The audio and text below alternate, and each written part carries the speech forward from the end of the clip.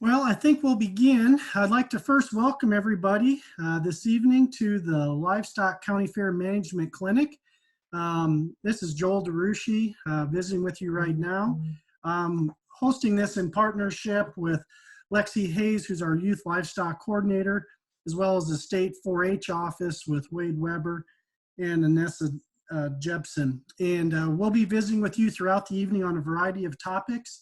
And we appreciate the opportunity to have you connect tonight. This originally was scheduled for 2 full days, the same program in 2 different locations in Kansas, but we have modified it to fit the schedules and the circumstances, and just really appreciate everybody being able to join here tonight. And so as we get going with tonight, you can see me so I can put my video on. Again, what we'll do is I want to first introduce Wade Weber. Wade is our department head in 4-H. Youth Development is the state 4-H program leader. I want him to do a brief introduction, and then I'll get into just some history and some ground rules and things for the forum here tonight and tomorrow night. Wade, if you'd like to unmute and join the group, that'd be great. Thanks so much, Joel.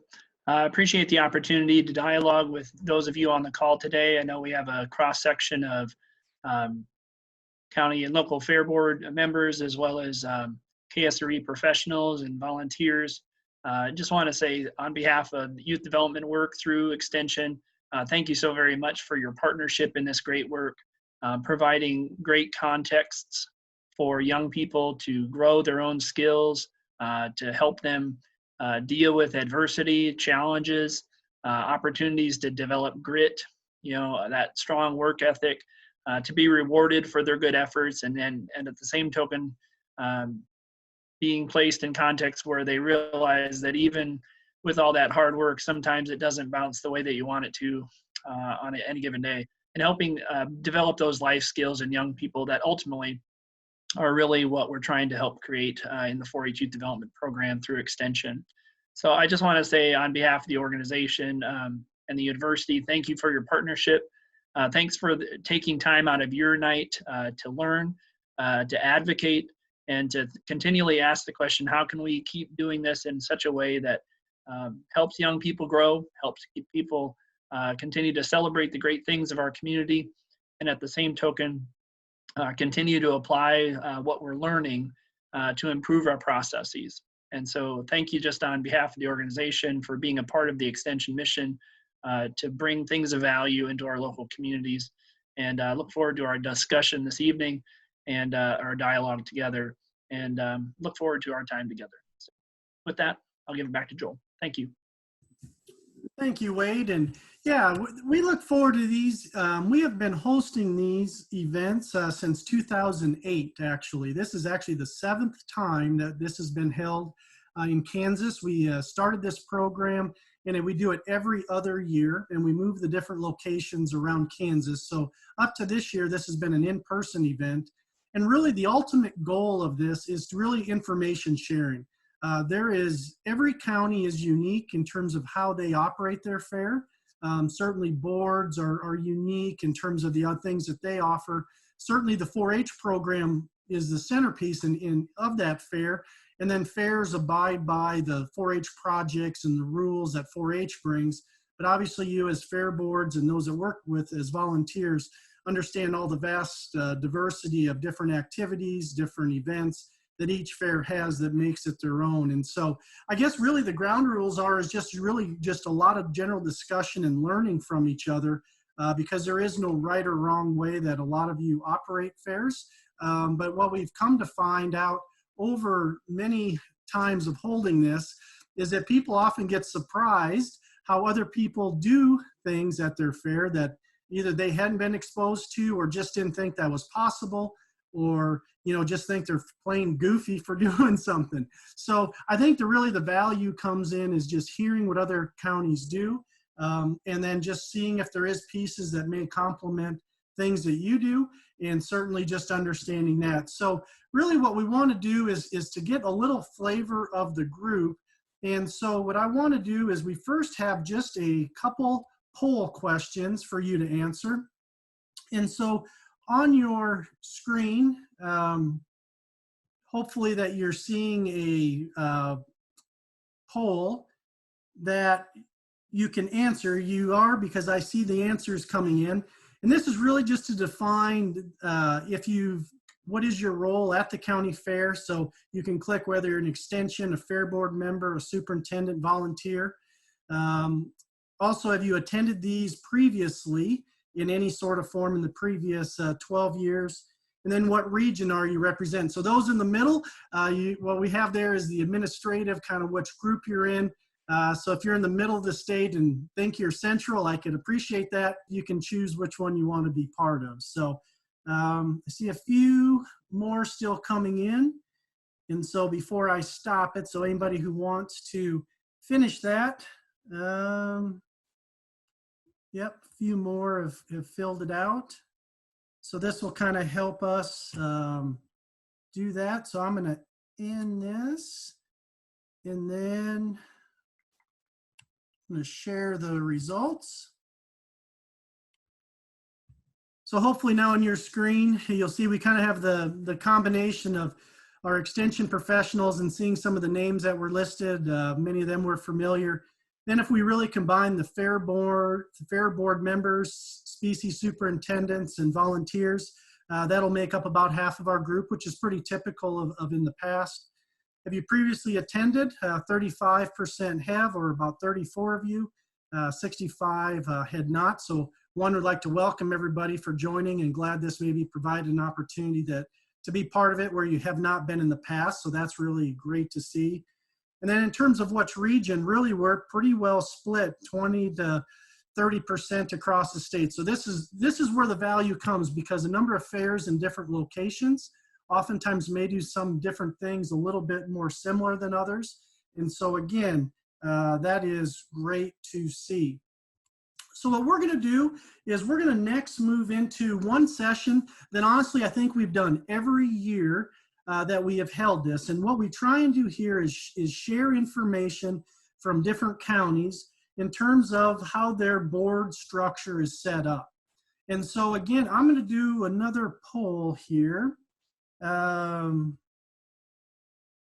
that's going to get to this board structure. So what I want to have you do is answer these questions. And the first one will be, is how many fair board members does your county have? And that'll be a single choice. So from 5 or less, and then you'll see all the different numbers coming up. You must see it because numbers are starting to come in. How long is a single term on your board? So we recognize that there's terms. Sometimes they're renewed and then you continue terms. We'd like to know how long a potential term is. And then the last question is, how many total, for those that are on boards, how many years of total service have you given to your local board? So that could be you were on it, took a break and came back. What's the approximate year length you've been on your board?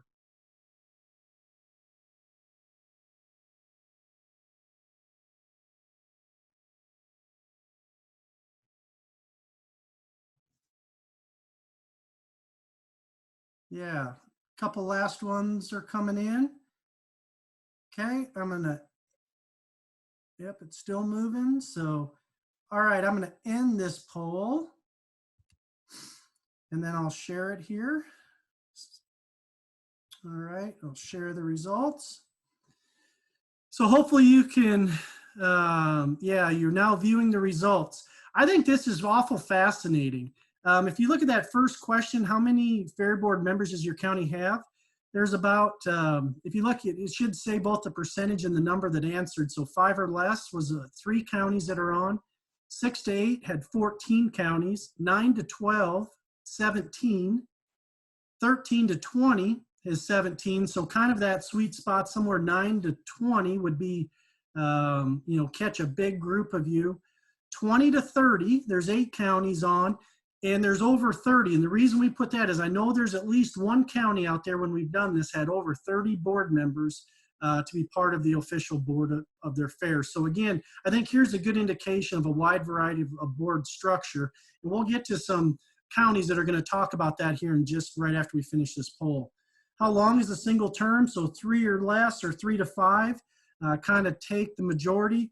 And then we get into some longer ones. And oftentimes that may mean that they're just continuous, or in many counties, they can't get other new people to be on, or some, provide a lot of leadership longer term.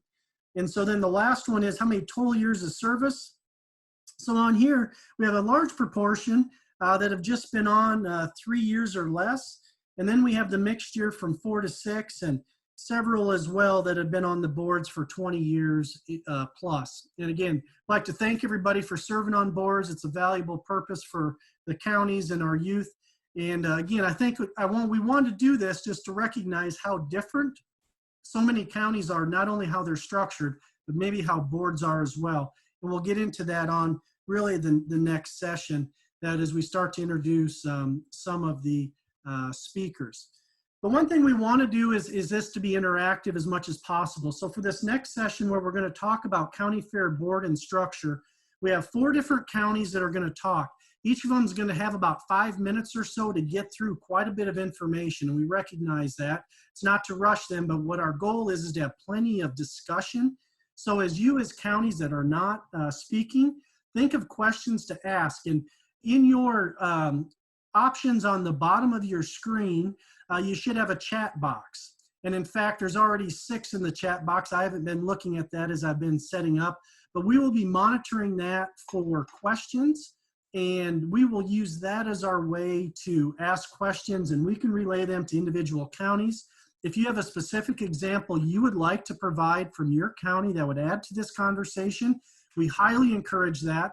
And if you'd like, you can put that question, or if you'd like to talk, put in the chat box to when we get to you, we can unmute you, and you can speak then to the differences in your county or something that's really unique that you think works very well.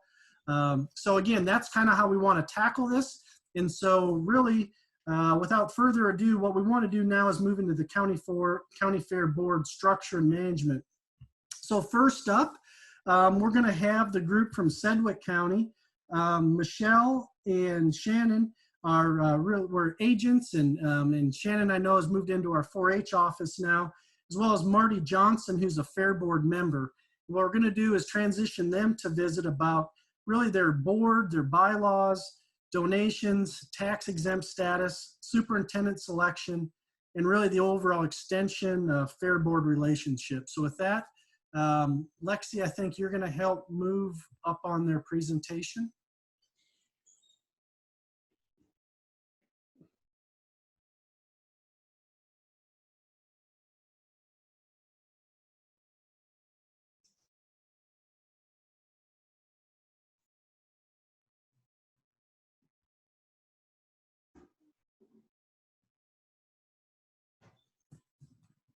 Lexi,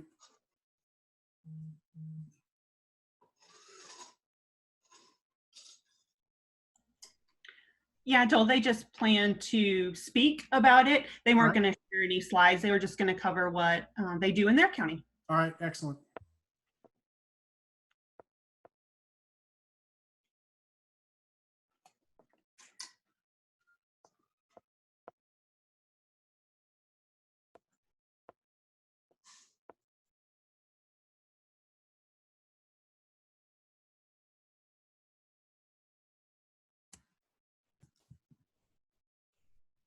So Michelle and Shannon, can you unmute and Marty and just begin that discussion for us then, please?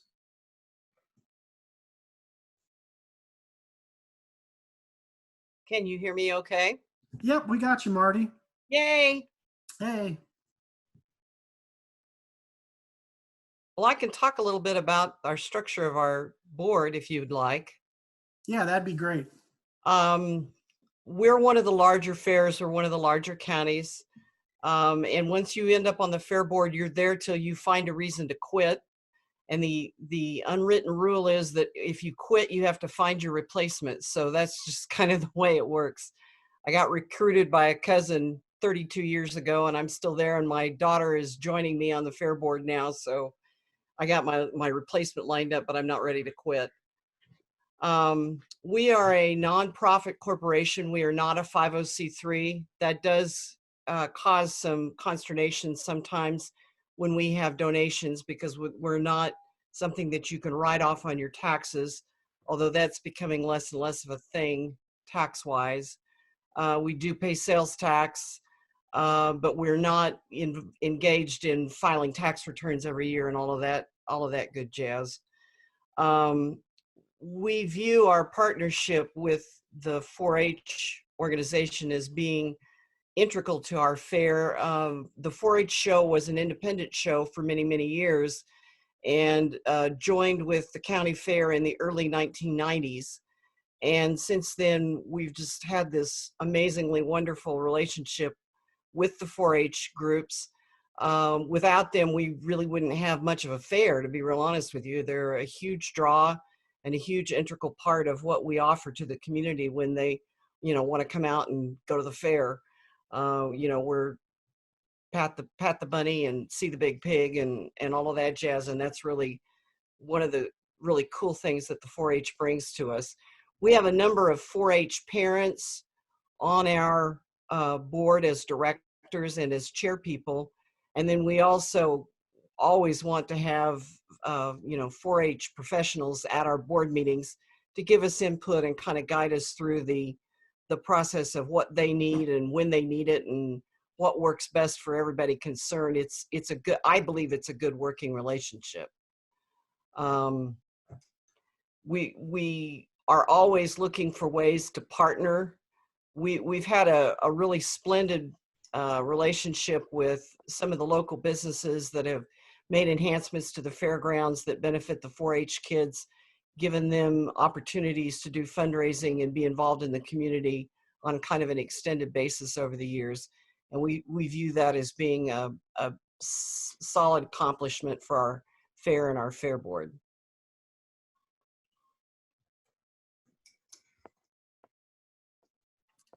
Excellent. I really appreciate that overview. And yeah, so we'll have you kind of hang on and Sure. move to the next, and we may be circling back with some questions for you. So, all right. So next up, we have a group from Harvey County. Ryan Fleming is our agent there, helping represent Extension, and Gail is the going to represent the board as a board member from Harvey County. And so next, Ryan and Gail, we can have you unmute and describe some of these areas that we're talking here on the fair board structure and management. This is Gail. I don't know, was that Ryan able to make the meeting? He'd had a loss in his family, so I wasn't sure if he joined us. No, Gail, he did not. Okay, so we have Annie Pitts with us tonight from our office. So Thank you. yeah. Yeah, I'm representing the Fair Board. I'm the Fair Board secretary. Just to kind of review some of those topics. We changed our board structure a few years ago. We used to be the large group, like you said, where you kind of had to find your replacement to get off. But now we've gone down to the maximum number we would have is 15.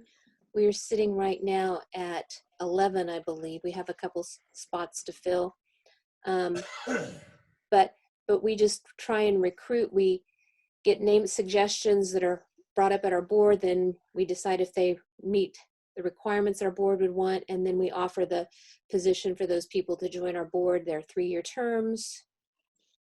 So we've just changed that just a little bit instead of a process of selection in the last couple of years.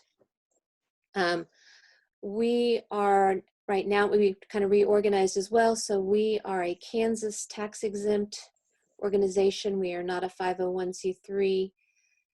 So we've discussed maybe starting a foundation so that'd be a separate part of us to collect donations, that it would be tax exempt, but we haven't got to that far yet. So like our other sponsorship, it comes in, they listed it, our people have to write it off as advertising type of things if they donate to the fair for things. Otherwise, if they want to have tax exempt, we work with the 4-H office and they can donate to the 4-H council, and then that donation can be tax exempt. I think we have a good relationship with our extension office. We've last couple of years developed what we call a memorandum of understanding, where we lay out the responsibilities that the extension office has and our fair board does, and how we work together, just so that's in black and white. I think for years it's just kind of been understood. And Annie shared a document that extension had, that the responsibilities of extension and the fair board, and we kind of developed our own agreement based on that. So I think that works well for us. Very good. Gail, can you just go over again how many members you would have and how they're selected again? Well, we can max the way our bylaws says max is 15, and I think our minimum is 10, but we have 11 currently, and we're trying to recruit some more. Again, we did when we first went to this, when the change of our bylaws and the change of our selection, we were up at the full 15. And how we select new members is within our current board. We get recommendations from them or other people, and we discuss it amongst the board, and then we vote on whether we would approve any of those people who've been nominated to us, and then we seek to see if those people that have been nominated and approved, choose to go ahead and come onto our board. So we've just kind of changed the selection process instead of just having to go out and beg. Yep. Good. Well, excellent. Thank you for that, and kind of going through how your board is set up. So, okay. All right. So next, we'll move to Logan County. There, Gracie Tyler's a 4-H program assistant, will be helping. Then we have two board members, Brooke and Pat, and we will transition to yourselves now in terms of speaking.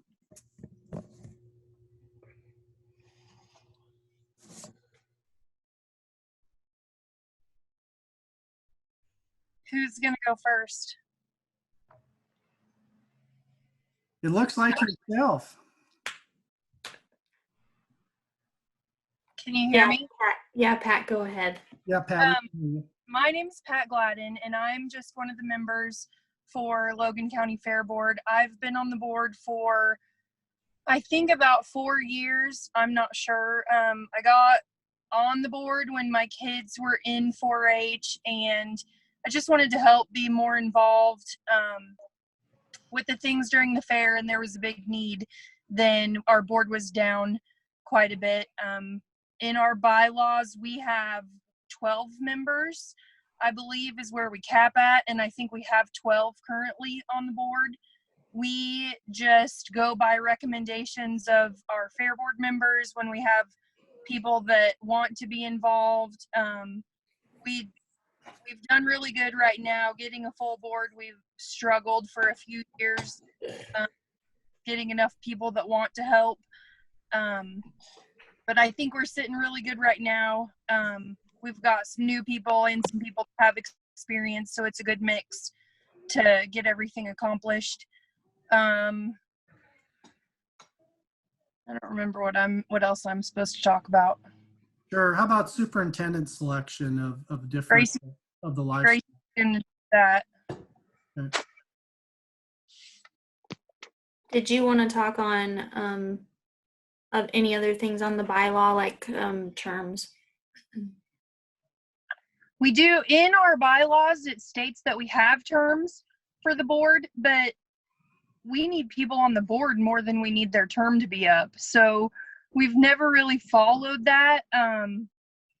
We try to keep them on there. If they're doing a good job, we want them. So we don't want their term to be up. We just agree on that as a board. So I suppose if we needed to invoke that to get somebody off, we could, but we just keep everybody. It's kind of like the other lady said, like, you probably have to find your replacement to get off.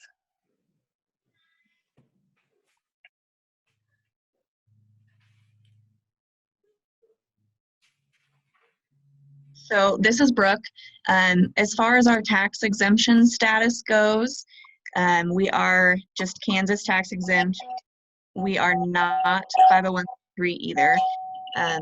Our donations go through just our Fair Board account. And then unless they're specifically specified as far as what that donation needs to be spent on, then we use those donations and sponsorships to just cover our cost of what our fair is.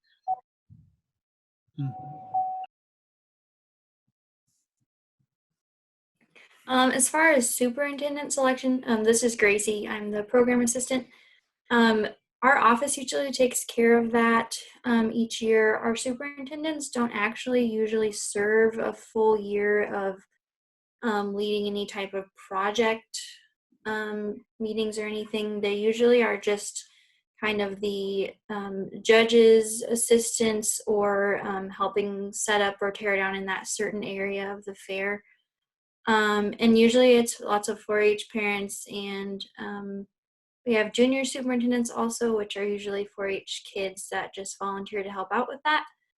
As far as extension and fair board relationship, I am very thankful for our fair board, and we have dealt with some kind of rough stuff in our district over the last 5 years, and I've always felt like they had my back and been really thankful for that. If there was stuff that came up during the fair, they were just super helpful about finding resolutions for that.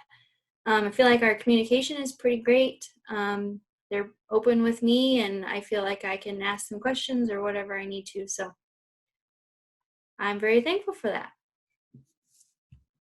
No, that's great.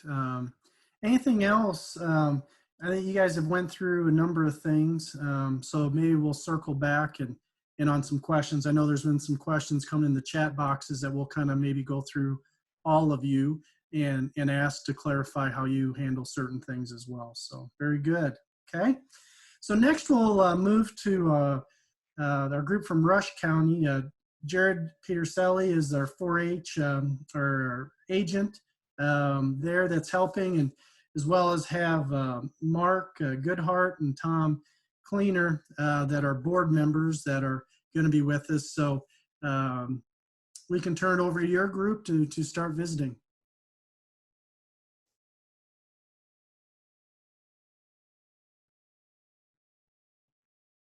See if Mark's on. Joel, can you hear us? I got you, Jared. Okay, we're in 2 locations, so Okay. I'm waiting to hear if Mark's on. I know Mark is there. Yep, I know Mark is on. I saw him and he unmuted, so he should be on.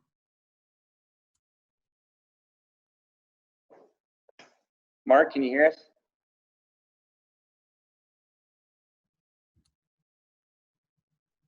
Well, I'm going to let Tom go ahead, and then we'll see if we can catch him up. Yeah, while we're waiting on Mark, I'm a former president, and we had 18 board members, and then we have upped it. We're sitting at about 20 or 22 right now because we assumed our carnival, so we added some extras for that. We have a 4-year term for board members, and unless they just absolutely do nothing, you're there for life, more or less. We have a really good working relationship with our extension here in Rush County. I feel we do. Extension may have a different view, but the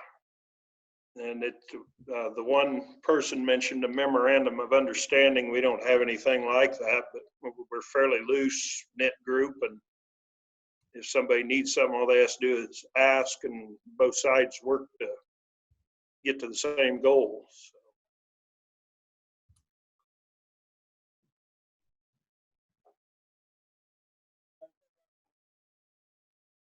I see Mark. I think Mark can hear us, but we cannot hear Mark. We see him talking, Mark, but we cannot hear you. Marky, click on the microphone so we can hear you.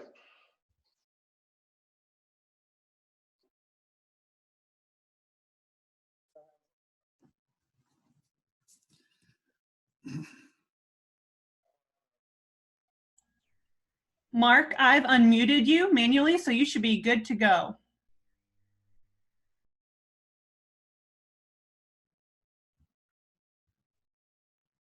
Yeah, He's saying he can't, so he can hear us, but I know he's unmuted, but something's not coming through. So Jared and Tom, you may just have to help fill in some of the areas.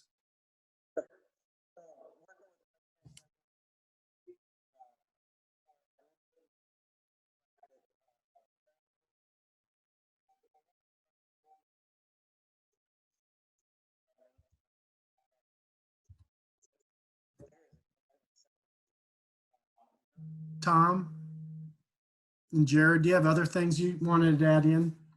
Yeah, can you hear me? Yep, we got you. Okay. And so our fair board does not have kids, or right now they're either empty nesters or older adults that have grown kids or out of the program. And so, Jared, yes. we can't, you have to get right into the mic. We can't hear you. How's that? Perfect. So our fair board has a lot of separation from extension while we work very closely together. The fair board does not have kids in 4-H right now. They're either empty nesters or their kids have graduated, moved on. And so we both value the two different sides, work well together, but it's very unique in the fact that nobody has any side interests or special interests in making sure that their kids have any favoritism whatsoever. So the fair operates, they take care of their thing and we pretty much take care of our thing. And that's a unique thing in the fairs that I'm associated with. Okay. Excellent. Okay. So what we may do now is there's been some questions. So all those that have been visiting, there's a couple different things that have come up. There's been quite a bit on tax exempt status. Somebody, could one of you on here that has talked about that maybe explain it? It looks like there's some questions on sales tax and just the exempt status that some of you as counties currently operate under that maybe some others are not.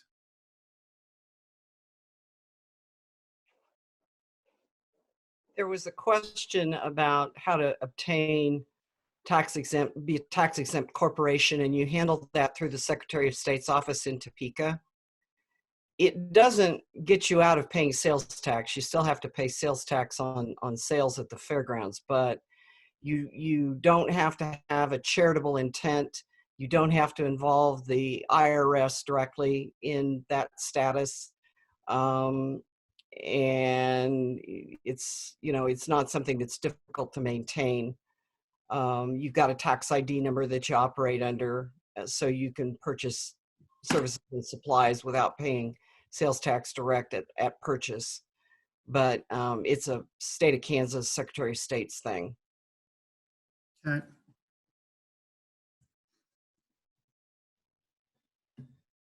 Yeah, does anybody else, and you could be on mute from a different county, do you have anything else you'd like to share or a question around the tax exempt status or questions around that? Now would be a time we should just address that before we jump to any other subject.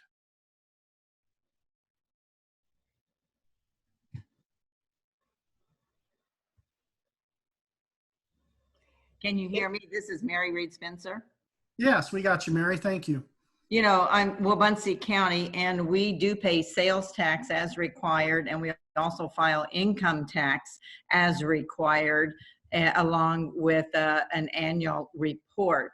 But we do have a foundation account through the Rural Communities Foundation, which I think is available throughout Kansas. So if people want to make a federal tax deduction donation, they can do it through that foundation, and that way they do all the foundation work and file all the reports and everything. And that has worked very well. We have 2 accounts with them right now, one for a new building project we're working on, and another one for a livestock project we are working on. So that is another way without, trying to get the 501c3 status. So, but I thought that since we are the Wabunsee County Fair Association with the state of Kansas, I thought we learned this about 3 or 4 years ago, that everyone has to file income tax. So.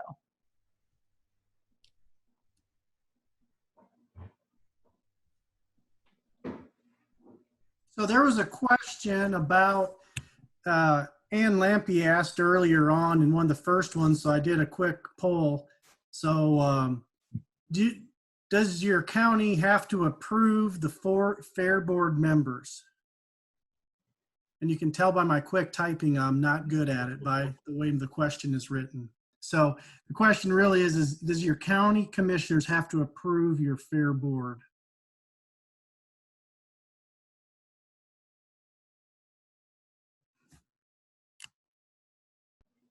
And this is Mary Reed again from Wabunsee County, and our county commissioners do not approve or appoint any of our fair board members. We have an annual meeting each year, and where we elect our board members, and they are nominated, and it's elected. I do have a nominating committee which reaches out and to people, and suggestions are given to us, and we let them speak, and we hold an annual election at our annual meeting each year. Okay, very good. Yeah, so those that were able to answer it, there's about 70% said no, county commissioners do not approve, or maybe aren't involved in that county board makeup. Well, about 30% do. So again, a split. I know this has been one when some counties learn. We've had those moments where, are you serious? The county commissioners don't have to approve who's on the board? Well, this is a good example, or vice versa, that, 70% don't, 30% do. Again, things are just different based on, just based on the makeup of the county and the history. So, yep, very good. Okay. Tom here from Rush County. Our fair owns our fairgrounds, and we don't have to get any approval from the county commissioners, but we're kind of unique, and we do have one of the commissioners on our fair board. And we got a pretty good relationship with the county also. They give us a lot of assistance with our racetrack, and if we need sand for cattle stalls or anything, all we got to do is say the word, and trucks there within an hour or two, and we got sand. Yep. Yep. That connection is incredible. And even with the local community, where they value, and even if it's not the county, I know like in Potawatomi County that I partake in with our 3 kids, the city of Onega's, the fair board basically owns the land that the fair is on, but it's all connected to, across the streets is Ball Diamonds. The city is right there and can step in and help with different things too. So having those partnerships, county or city, everybody knows is so critical. Yep. Okay. Yeah. When I was a kid and in 4-H and the fair, my dad was on the fair board, and there was such a running battle between the fair and the city, and that has all gone away, thank God. And we got a good relationship with the city now. We get a lot of help from them. But back when, they sure had some struggles, but it has sure turned around a lot here in the last 20 years. Yeah, that's great. Question, so there's been some questions floating about who has ownership of the fairgrounds. This is one that's certainly diverse throughout the, and you can use your chat box. Again, we're on this call for another hour and a half or so. If you want to use that chat box and then just answer in here, and then if you put your county, this would be helpful too. So who owns your fairgrounds? Is that the county commissioners? Is that a local town? Is that the county fair board, as example? Again, I would say that that's a major mixture throughout the state, but if you'd like to answer in the chat box, that'd be really good.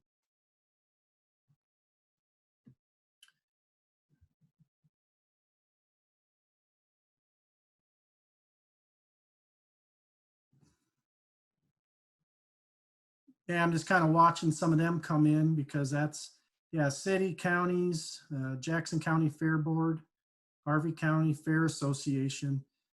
There's been a couple questions I've seen come through, as well as, what is maybe the difference between a fair board and a fair association?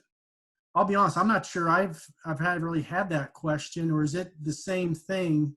It's just really different terminology. So I'm not sure if somebody could answer that, but I'd be curious.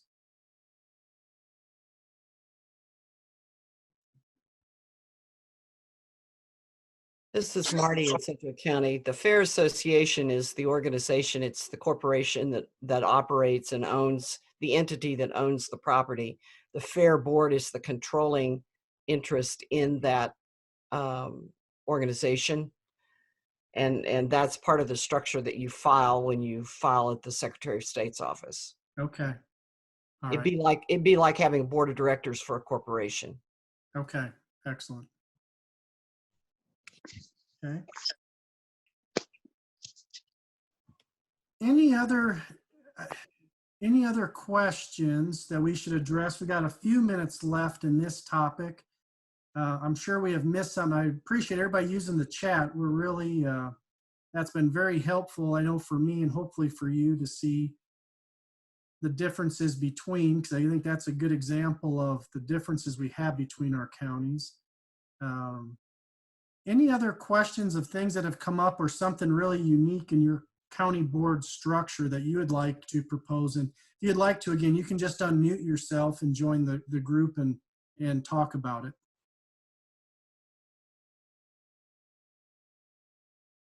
Well, Rush County Fair Association owns 40 acres that contains the ball diamond and fairgrounds. Yep, that'd be unique.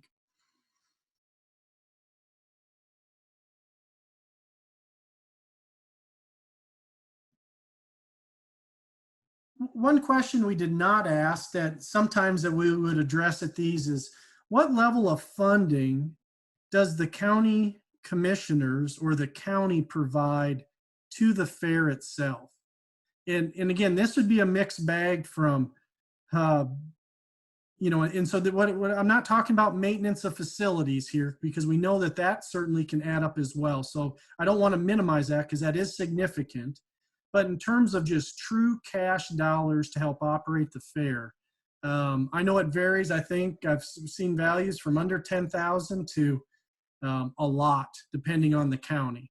And so just curious if you guys would put in yours. I don't have a poll necessarily. If you don't want to share it, that's fine. But just curious because we have a big discrepancy in county funding across the state as well.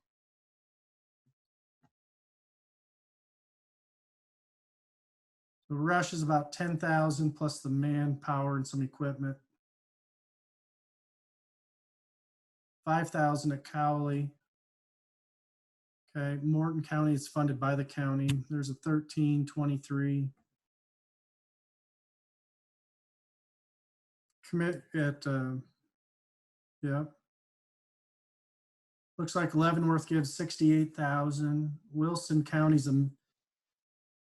some funding, and then around 12,000 in addition to some other expenses. I think in Pottawatomie County, I think the value is somewhere around, Richard Dugan's on here, one of our board members. He may correct me, but I believe from what I've heard in the past on this, it's around 80,000. It's highly supported by our commissioners and large events supported by them. Okay. While Muncie County's about 25,000. Yeah, Richard Dugan from Pot County, 85,000 from the commissioners. Morton around 75, Meade 61. So yeah, you can see, again, in those totals get there different ways, you know, through in-kinds or facility type improvements, but there's a lot of direct cash proportion. Thomas County gets no appropriations to run the fair, as example. So again, wide discrepancy even in counties that maybe aren't that far away from each other in terms of how the history's been, right? Because a lot of things we do at our counties are based on history. And so maybe something for people to look at if there is potential for those with commissioners, depending how they view the fair and funding. Okay. Excellent. Lexi, or any other board members or agents that have spoke, any last comments? And I think we'll be able to wrap up this particular session.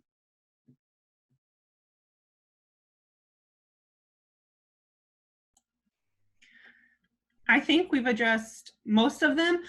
We did have a question about a more specific definition of being tax exempt versus setting up a 501c3.